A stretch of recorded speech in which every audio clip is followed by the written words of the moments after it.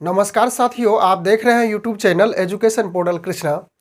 आज हम लोग इस वीडियो के माध्यम से सीटेट परीक्षा 2023 के बारे में विस्तृत जानकारी प्राप्त करने वाले हैं। अगर आप भी शिक्षक के पदों पे नौकरी करना चाहते हैं और पिछले कई वर्षों से इसकी तैयारी कर रहे हैं कि इसकी तैयारी में जुड़े हुए हैं, तो आपके लिए सुनहरा मौका आ चुका है।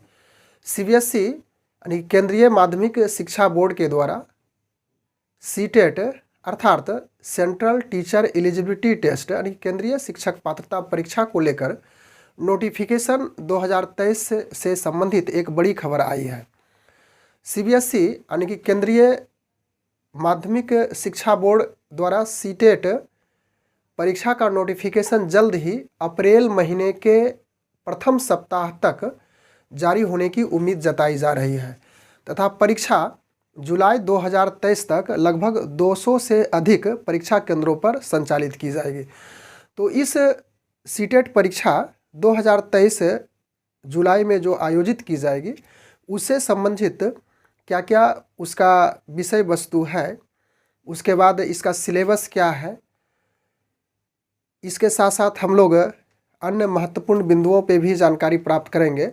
जो नए अभ्यर्थी है उसके लिए यह वीडियो बहुत आवश्यक यानी कि हेल्पफुल हो सकता है। तो चलिए हम लोग इस वीडियो के माध्यम से यह जो प्रश्न है इसका समाधान करेंगे, यानी इन प्रश्नों का जवाब ढूंढेंगे कि सीटेट क्या है, सीटेट कितने बार आयोजित होती है, यानी कि एक साल में सीटेट परीक्षा कितने बार संचालित होती है, इसकी शैक्षणिक योग्यता यानी कि सीटेट परीक्षा में कौन ऐसे कैंडिडेट है यानी कि उसकी योग्यता क्या होनी चाहिए जो सीटेट परीक्षा में बैठ सकते हैं और परीक्षा दे सकते हैं। उसके बाद आयु सीमा कितनी होनी चाहिए, इसका सिलेक्शन प्रोसेस क्या है, चयन प्रक्रिया क्या है, इसकी भी जानकारी प्राप्त करेंगे। और परीक्षा का पैटर्न यानी कि परीक्षा का जो प्रारूप है पेपर 1 और पेपर 2 के लिए, उसकी भी हम लोग विशेष रूप से जानकारी प्राप्त करेंगे। तो सबसे पहले हम लोग समझ लेते हैं कि सीटेट क्या है। तो सीटेट से आप भली भांति अवगत हैं। यदि आप नए विद्यार्थी हैं, नए परीक्षार्थी हैं, तो आपके लिए यह मैं बता रहा हूं कि सीटेट यानी कि यदि इसका फुल फॉलो करें तो इसी से स्पष्टता हो जाती है। सेंट्रल टीचर एलिजिबिलिटी टेस्ट यानी कि केंद्रीय शिक्षक पात्रता परीक्षा होती है और इसे क्वालिफाई करने के बाद आप 1 to 5 और 6 to 8 के शिक्षक बन सकते हैं। उसके बाद सीटेट कितने बार आयोजित होती है, इसको हम लोग समझते हैं कि साल में यह परीक्षा 2 बार आयोजित की जाती है, एक जुलाई में और दूसरा दिसंबर महीना में आयोजित होती है। तो फिलहाल इस बार जो 2023 की परीक्षा संपादित होगी वह जुलाई के लिए नोटिफिकेशन की जो संभावनाएं जताई गई है उसके बारे में बताई गई है।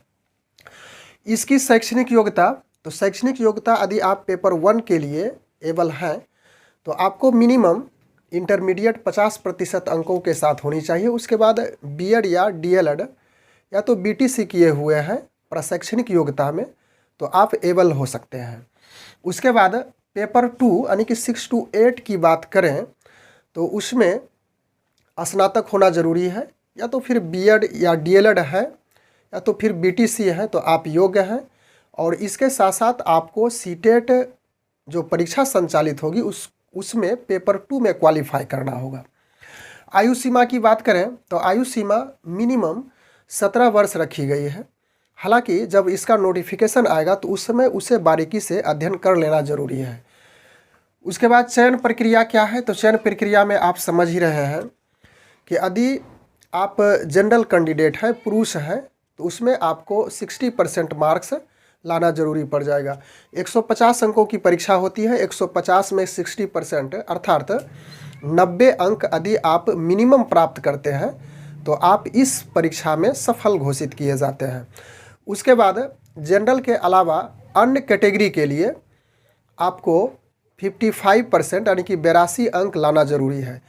तो जनरल के महिला के लिए भी 82 है। और उसके बाद अन्य कैटेगरी में जितने भी हैं OBC, EBC, SC, ST, pH या तो जो महिला कैंडिडेट किसी भी कैटेगरी के हों तो उसे 55%। सीटेट परीक्षा पैटर्न पर हम लोग चर्चा करते हैं पेपर 1 के लिए। तो विषय गणित हो गया, प्रश्नों की कुल संख्या 30 होती है। इसके बाद एक प्रश्न 1 अंक का होता है, इस प्रकार से कुल अंक 30 अंक निर्धारित हो जाता है गणित के लिए। उसके बाद बाल विज्ञान एवं शिक्षण, इसमें भी प्रश्नों की संख्या 30 होती है, कुल अंक 30 हो गया। सभी बहुविकल्पिक यानी कि वस्तुनिष्ठ प्रश्न होते हैं 1-1 अंक का। उसके बाद भाषा 1 30 अंक होता है, इसमें भी प्रश्नों की संख्या 30 होती है। भाषा 2 के लिए भी 30 प्रश्न और 30 अंक इसके लिए भी निर्धारित है। पर्यावरण अध्ययन यानी कि EVS, इसमें भी प्रश्नों की संख्या 30 होती है और कुल अंक इसमें भी 30 निर्धारित है। तो यह तो हो गई पेपर 1 के लिए। इसे आप सभी को ऐड कीजिएगा तो 150 हो जाएगा और 150 अंक भी है, यानी कि प्रत्येक प्रश्न के लिए 1 अंक निर्धारित है। और इस परीक्षा में सफल होने के लिए आप समझ ही चुके हैं, जनरल के लिए कम से कम 150 में 90 अंक लाना है। उसके बाद इसके बाद जो शेष कैंडिडेट हैं जनरल की महिला को लेकर के भी 55% लाना होगा, यानी कि 82 अंक लाना है। तो अब पेपर 2 की बात कर लें तो इसमें विज्ञान और सामाजिक अध्ययन है। यदि आप साइंस के स्टूडेंट हैं, स्नातक में आपका यदि साइंस है तो आपके लिए विज्ञान 30 प्रश्न पूछे जाएंगे, कुल अंक 30 होगा।